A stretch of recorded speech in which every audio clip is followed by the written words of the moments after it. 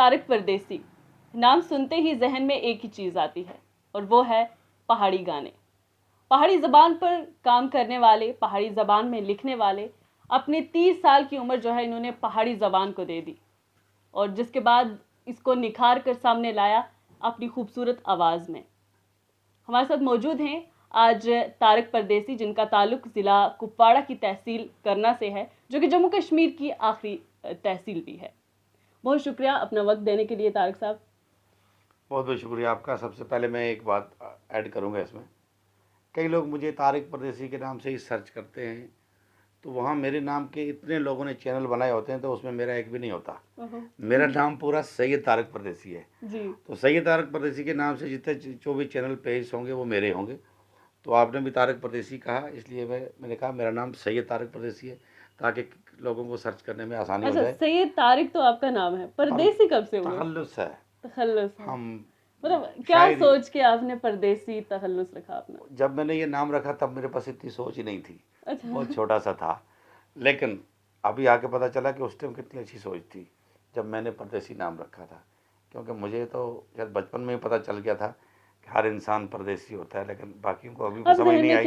अब जहन में क्या आता है अगर आपको बोलते सैयद तारिक परदेसी, परदेसी को सुनकर, परदेसी अपना नाम देखकर क्या जहन में आता है फिर? बहुत खुशी होती है। एक नाम सब अब तो पक गया है, मेरे हर डॉक्यूमेंट्स पे ये नाम रजिस्टर्ड कर दिया है मैंने, चाहे वो आधार कार्ड हो, पासपोर्ट हो, इलेक्शन कार्ड हो, कहीं पे भी जो मेरे राशन कार्ड हो, हर जगह पे मेरा नाम परदेसी के नाम से फिट है और अच्छा रखा है।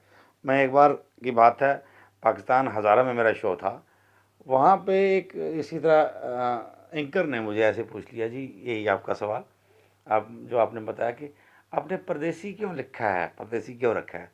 तो मैंने उनको शॉर्ट में इतना बताया, मुझे तो समझ आ गई है कि इंसान परदेसी होता है, आपको अभी समझ नहीं आई है। तो हर इंसान जो भी है दुनिया में आया है वो परदेसी है।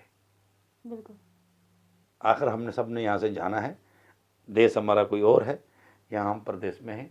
तो मुझे जब मैंने नाम रखा था तब मुझे समझ तो नहीं थी, लेकिन ये था कि अब समझ आई कि उस टाइम कितनी अच्छी समझ थी। जी। तो मुझे बताएं कि आपने पहाड़ी गाने भी लिखे हैं, तो कौन सी उम्र में आपने सबसे पहले अपना पहाड़ी गाना, या सिर्फ पहाड़ी ही लिखते हैं या किसी और लैंग्वेज में भी आप लिखते हैं अपना लिखना चाहूँ तो किसी भी ज़बान में लिख सकता हूँ, लेकिन मैंने जहन को कभी दूसरी तरफ लगाया ही नहीं। मेरी सारी लाइफ जो गुजरी है, मतलब 10-12 साल का था तो मैं अच्छी से गाना मैंने शुरू कर दिया था। तो लेकिन जब भी ज़रूरत पड़ी मुझे कुछ लिखने की तो मैंने पहाड़ी लिखा। क्यों? वो भी इसलिए नहीं लिखा कि मुझे शायरी करनी चाहिए। शायर लोग शायरी को लिखने के लिए शायरी करते हैं और फिर वो अपना मवाद जमा रखते हैं या वो कहीं देते हैं, किताबें छपवाते हैं या कुछ ऐसा करते हैं। मैंने कभी वैसा नहीं किया। मुझे लगा कि मुझे इस तरह का गाना चाहिए, अब मैं किससे मांगूं? तो मैंने खुद लिख लिया, अपने लिए लिखा, लिख के किसी को दिया नहीं। तो जब मुझे गाना ज़रूरत पड़ा कि मुझे ये पहाड़ी गाना इस तरह का चाहिए यार, इसमें ये चीज़ें होनी चाहिए, ये ऐड होना चाहिए, तो मैंने उसके लिए गाने लिखे हैं। कुछ एक लिखे हैं, ज़्यादा नहीं, मेरे ख्याल में 40-50 गाना लिखा होगा सारी इस 25-30 साल की सर्विस में, लेकिन वो मैंने सब के सब पहाड़ी लिखे। एक चीज़ कहते हैं कि शायर जो होते हैं ना, जब तक उसको चोट ना लगे तब तक लफ्ज़ भी उसके बाहर नहीं आते, निकलते नहीं है, जज्बात लिखता है आपने। तो आपके साथ भी ऐसा कुछ होता है कि यानी कि कभी आप बहुत दुखी हैं, तो मायूस हैं और आप कुछ लिख देते हैं? अल्लाह ना करे, ऐसा कुछ नहीं है, मैं बिल्कुल खुश हूँ। और ये बात भी गलत है कि किसी को चोट लगती है और तब लिखते हैं, सवाल पैदा नहीं होता। हम क्योंकि शायरों ने अपने हाल ही वैसे बनाए होते हैं। नहीं, वो शायरी एक किसी का जहन होता है, और जहन कितना तेज़ होता है, दिमाग कितना तेज़ होता है। और जैसे शायर, तो असली शायर का जो मतलब है वो ये है कि आप शायर को यहाँ से बताएं, हमारी ये थीम है, तो आपने लिखना है तो वो लिख के बताए। उसकी अपनी चोट की वजह से वो अपने अल्फाज बाहर निकाले, वो तो अलग बात होगी। जो असली चीज़ है वो ये है, जैसे हमारी बड़ी बड़ी फिल्में बनती हैं बॉलीवुड हॉलीवुड में, यही होता है। आपकी स्टोरी क्या है, स्टोरी के मुताबिक आप शायर को बोलते हैं कि जी हमें इस तरह का गाना चाहिए, उसमें ये रोमांटिक होना चाहिए, ये दुखी होना चाहिए, ये जुदाई होनी चाहिए। जैसे बताएंगे वो 1 घंटे 2 घंटे में आपको वैसा लिख के दे देंगे। उनका जहन ऐसा होता है कि वो अल्फाज खुद फटाफट निकाल लेते हैं। तो ये जहन की बात होती है, शायरों का दिमाग बहुत तेज़ होता है, जो अल्फाजों को निकाल के फटाफट शायरी में फिट कर देते हैं। चोट वोट का ऐसा कोई मसला नहीं है। अच्छा, मतलब आपका अभी तक का लिखा हुआ सबसे आपको खूबसूरत जो लगता हो कलाम, जिसको लगता है कि हाँ ये मैंने ज़िंदगी में पहली बार किया है और बहुत अच्छा किया है, कोई कलाम लिखा हो जो आपने?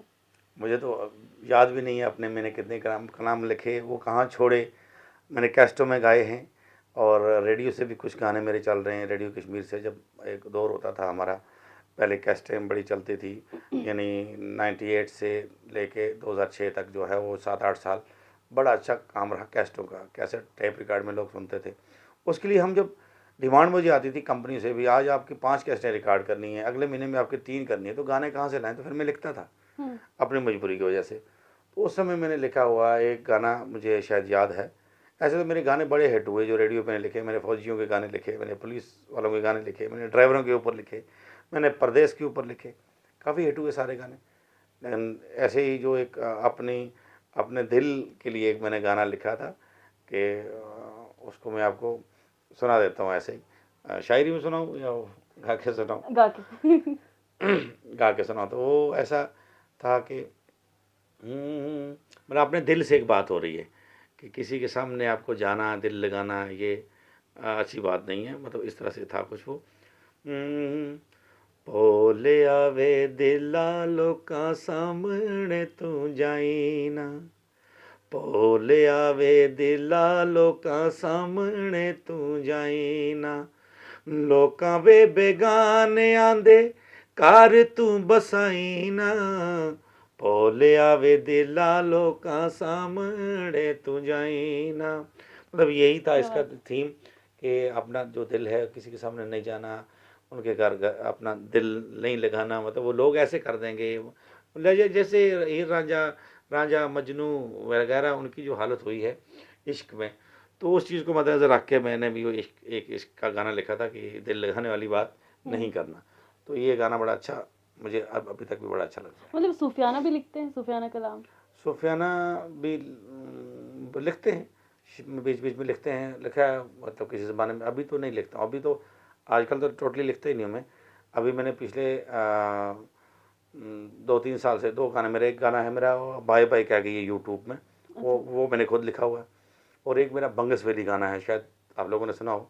खासकर रजौरी में वो हर परेड में बजता है, 26 जनवरी हो या 15 अगस्त हो, तो पहाड़ी हॉस्टल रजौरी वाले जो हैं उन्होंने स्टेट लेवल का अवार्ड दिया उस गाने पे।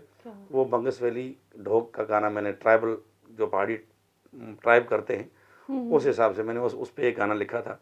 उसका पूरा वीडियो भी मैंने बंगस वैली बनाया, तो वो गाना भी मेरा काफ़ी हिट हुआ। बहुत सारे गाने लिखे। अभी ज़्यादा लिखता नहीं हूँ क्योंकि शायर मेरे पास अभी बहुत हैं। तो जब गाने अच्छे चलते हैं तो शायर खुद हमें शायरी देते हैं। एक बोलता हमारी गाओ, दूसरा बोलता हमारी गाओ। कितनी किताबें हमारे पास पड़ी रहती हैं, बड़े बड़े शायर देते हैं। तो फिर हम रूटीन के हिसाब से जो है आगे चलते रहते हैं। किसका नंबर आज लगेगा, किसका 6 महीने के बाद लगेगा, किसका अगले साल लगेगा। तो इस तरह से जमा रहते हैं, तो लिखने की ज़रूरत नहीं पड़ती। मैं बताऊं, बहुत सुरीला खानदान है इनका। इनके खानदान में अगर इनके बच्चों की बात करें ना, वो भी मतलब इतना खूबसूरत गाते। मैंने आपकी बेटी को गाते हुए सुना है, जी, तो बहुत अच्छा गाती हैं। हाँ बहुत अच्छा गाती है, उनकी बहुत खूबसूरत आवाज़ है। जी तो जी। मुझे लगता है, कभी कभी लगता है मुझे अपने अगर हिसाब से बताऊं, तो मुझे लगता है कि आप जब बात भी करते होंगे ना घर में, वो भी सुर में ही करते होंगे। है ना? ऐसा क्या बात। मतलब लगता है कि इतनी सुरीली आवाज़ है। मतलब हम काबुल बुखारी एक बड़ा नाम है, वो भी गाते हैं, उन्होंने तो हर जबान में गाया है। तो मैं कहती हूँ कि ये रस मतलब क्या खानदानी ये आपका था, एक कोई ट्रेडिशनली चल रहा है या आपसे ही शुरू हुआ? ये मेरे ख़ानदान में फर्स्ट मैं ही हूँ। अच्छा। मैंने शुरू किया। मेरे दादा साहब म्यूज़िक को बहुत सुनते थे, गाते नहीं थे। वो अल्लाह के वली थे, नागा बाजू साहब उनका नाम था, ज़ियारत था उनकी, दरगाह है। उनके साथ गवैये फ़कीर मतलब गवैये रहते थे गाने वाले। तब वो सारंगी वगैरह ही होती थी ज़्यादा, बहुत पहले की बात है, मैंने तो देखे नहीं था। 1930 से लेकर 1950 तक की बात है। तो उस ज़माने में उनके साथ रहते थे गवैये, वो सुनते बड़े थे। तो इस पे हमारे करीमुल्ला कुरैशी साहब हैं जो पहाड़ी के बहुत मतलब पुराने शायर और इस पहाड़ी मूवमेंट को बहुत स्टार्ट करने जी वाले, बिल्कुल। वो करनाई से हैं मतलब बेसिकली। उन्होंने एक मकाला लिखा है किताब में, तो शिराज़ा जो एकेडमी में छपता है, करनाल नंबर, उसमें मैंने पढ़ा है तो उन्होंने एक मकाला मेरे दादा साहब जो नागा भाई साहब थे उनसे स्टार्ट किया है और मेरे छोटे भाई काबुल पे जाके ख़त्म किया है। अच्छा। उसमें हमारा नाम लिया हुआ। तो उन्होंने उस मकाले के अंदर लिखा है, मुझे उन्होंने कहा है कि आप अपनी मर्ज़ी से नहीं गाते हैं, आपके दादा साहब बहुत बड़े वली थे, वो इसको सुनते थे, अभी उनकी देन है कि उन्होंने आपके घराने में ही आपको पैदा किया कि म्यूज़िक गाने वाला हो। तो मतलब ये था, वो सुनते थे। मैं उसके बाद फर्स्ट हूँ और मेरे बाद मैंने जो शादी उड़ी से की, मेरी वाइफ बहुत अच्छी वो भी सिंगर। बहुत अच्छा गाती है। अच्छा, उसके बाद फिर जो है फिर भाई छोटा आस्ता आस्ता और रेडी हुआ, फिर उसको तो प्रॉपरली हमने सिखाया, इसका म्यूज़िक मतलब पढ़वाया, उसने इसी में मास्टर्स किए। तो बाकी हम लोग तो उस ज़माने में कोई वसाइल ही नहीं होते थे, चलते फिरते ही हमने सीखा। तो मैं उसमें फर्स्ट ही हूँ। अच्छा अच्छा, मैं अगर पूछूं तो तारक परदेसी अगर सिंगर ना होते तो क्या होते? सैयद तारक परदेसी।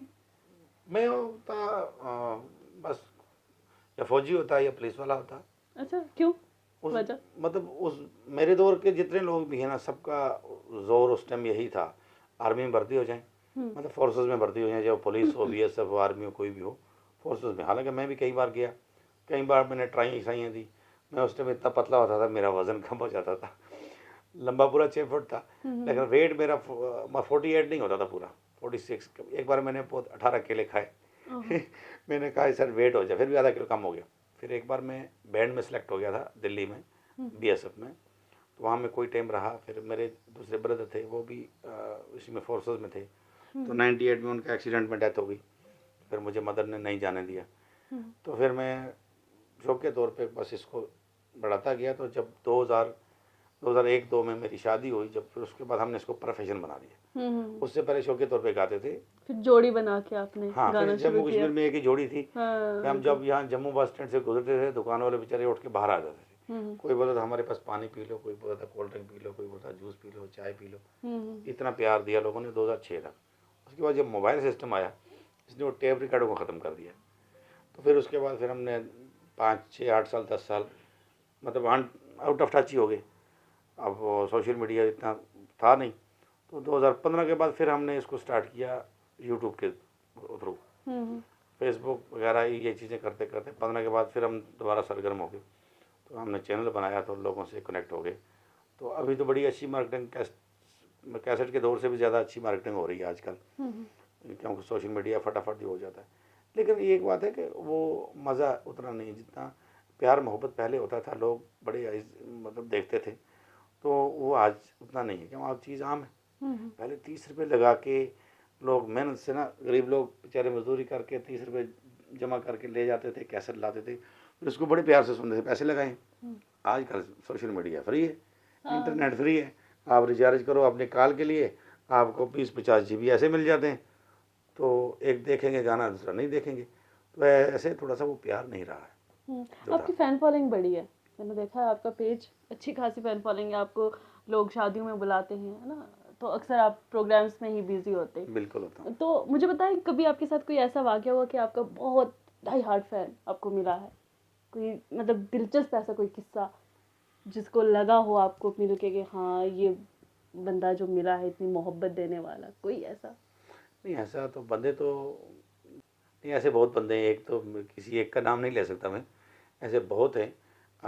लेकिन मतलब मैं तो पहले कहूँगा सभी हैं, सभी फ़ैन जो भी हैं वो रिस्पेक्ट ही करते हैं, वो बहुत ज़्यादा ऐसे होते हैं।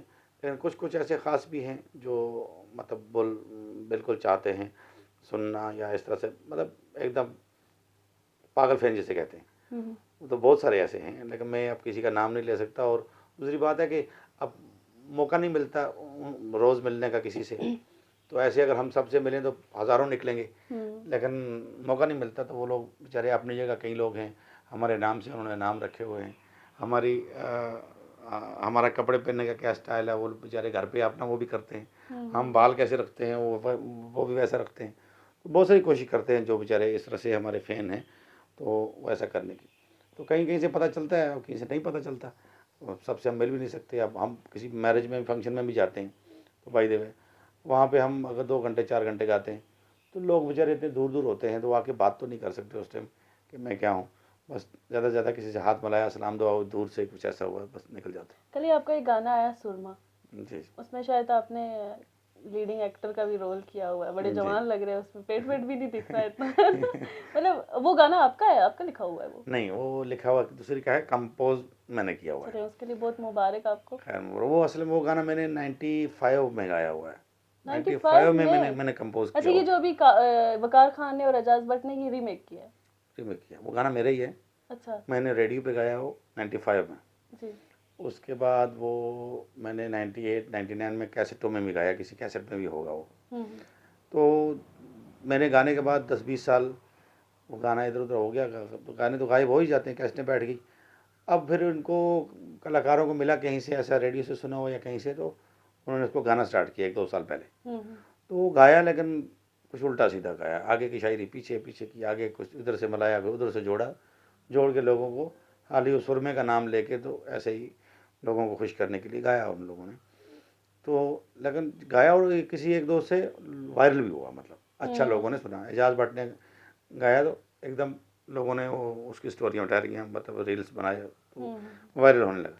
तो मैंने सोचा गाना मेरा है, कंपोजिंग मेरी है, और मेरे पास इसकी ओरिजिनल शायरी है, तो मैं इस पर दोबारा रिमिक्स अच्छे से क्यों ना गाऊँ। फिर मैंने इसे दोबारा रिकॉर्ड किया। रिकॉर्ड करके भी 1 साल मेरे पास पड़ा रहा, ये कहीं शूट करने का बेहतरीन वक्त जो है वो मौका नहीं मिल रहा था। उसमें एक मॉडल चाहिए थी, कभी किससे बात, कभी किससे। अचानक वो लड़की सिमरन जो है उसमें मेरी एक्ट्रेस है, वो उसका 26 जनवरी में उसने एक डांस किया था तिरंगे पे, उसका डांस वायरल हो जाता है। अच्छा। बहुत ज़्यादा वायरल, मतलब पता नहीं कितने मुल्कों में वो देखा जाता है, मिलियन बिलियन में। जब वो वायरल हो जाती है तो मुझे लगा कि यही लड़की है वो जिसको मैं ढूंढ रहा था। अच्छा। तो फिर मैंने उसको कॉल की, उसका नंबर निकाल के, उसने कहा यस मेरा तो प्रोफेशन है। तो वो आ गई, फिर हमने उसको 3 दिन लगा के शूट किया, और अभी उस पर मैंने ईद रिलीज रखा था।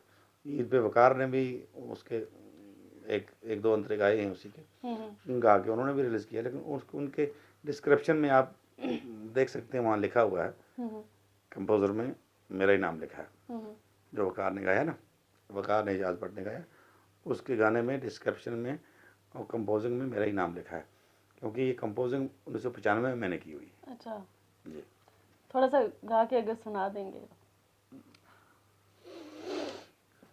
वो थोड़ा सा सुनाऊंगा, गला थोड़ा सा, मतलब एक उसका पॉइंट मुझे बड़ा अच्छा लगता है, वो तेरे ना दे रखा रोज़ी। हाँ। असल में वो इसका है ही नहीं, इसका नहीं है और मेरे उस गाने में नहीं है। अच्छा। मैंने नहीं गाया है, वो एडिशनल लिरिक्स हैं, किसी और ने बीच में डाले हुए हैं, किसी और ने डाले हैं। तो अब मैंने वो नहीं गाया कि वो बाद में बोलेगा ये बीच में मेरी लाइन है उसकी। अच्छा, उसकी अच्छा। तो जो उसकी ओरिजिनल शायरी थी मैंने वही गाई है। ओरिजिनल में से जो सबसे अच्छी आपको लाइन लगती है वो आप गा के सुना दे। वो उसके, चलो एक लास्ट वाली जो लाइन है, चन्ना जानी तू मुड़ आवी, न कलियां छोड़ के जावी, वादे कीते नी तुद मड़े नाल वे, तुको चढ़िया 16वां साल वे, उड़दी जुलै तुड़ी शाल वे, तुको चढ़िया 16वां साल वे, सुरमा लादिए अखियां को खबे मोड़ दिए बाल वे, तुको चढ़िया 16वां साल वे। बहुत खूबसूरत, बहुत खूबसूरत। चलिए बहुत बहुत शुक्रिया, आप यहाँ पे आए, अपना कीमती वक्त दिया।